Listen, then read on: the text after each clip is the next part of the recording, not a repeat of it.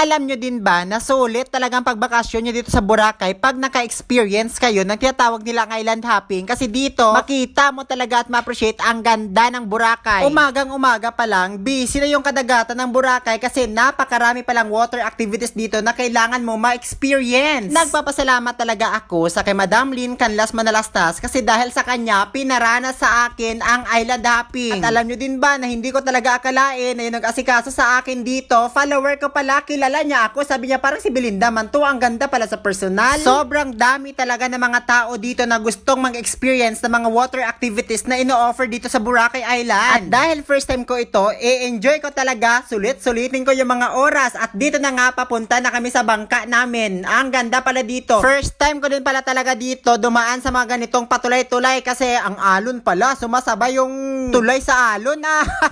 Parang nahihilo ako na matutumba pero hindi pwede ako matumba kasi maraming nanonood sa akin. Baka pagtawanan nila ako. Yung motor pala na aming nasakyan ay andon pa sa dulo, makikita. Doon pa siya matatagpuan kaya kunting tiis ng Belinda, makasakay ka din. Nagrereklamo na yung videographer ko kasi baka daw siya matumba. Ay sige lang minsan lang to sa buhay natin. Kaya vinidyohan niya ako nang andon na kami nakasakay sa motor. Kita niya yung beauty ni Belinda? Napaka-fresh, sobrang Latina. Kaya maraming nagsasabi sa akin na ang ganda ko kuno sa personal.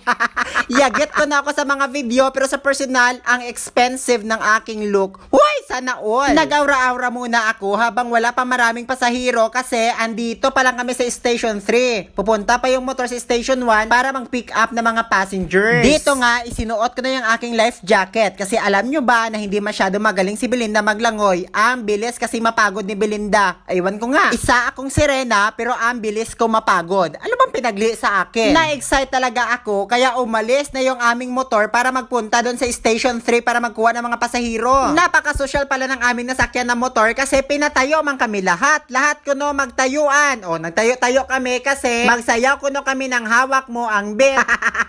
At dito, sinabayan na namin ang trip ni Kuya. Hala, sige Belinda, ihataw mo. Parang ako lang dito yung galaw ng galaw.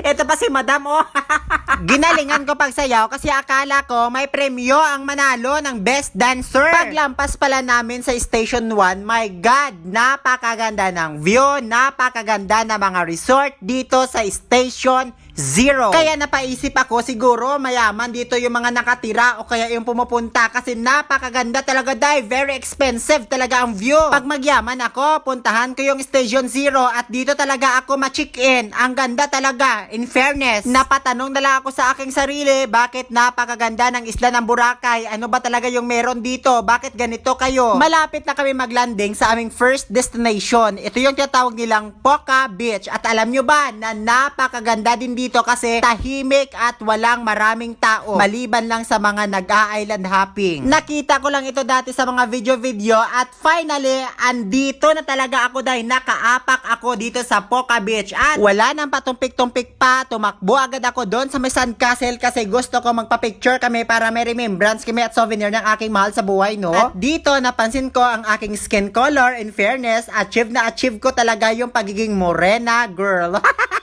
Hindi talaga ako makapaniwala na may nakakilala sa akin dito sa Poca Beach. Ito si Madam. Sabi niya, parang kilala kita. Parang kamukha mo yung vlogger na may daladalang speaker. Sabi ko, oo, ako nga yun. At dito naman kami sa aming second destination. Ito yung snorkeling. Murang-mura lang dito kung gusto mo mag-enjoy para makita mo yung ilalim ng dagat dito sa Boracay. Pero ako, hindi ako nakapag-snorkeling kasi yung kasama ko, ayaw niya kasi hindi daw kami naka-outfit.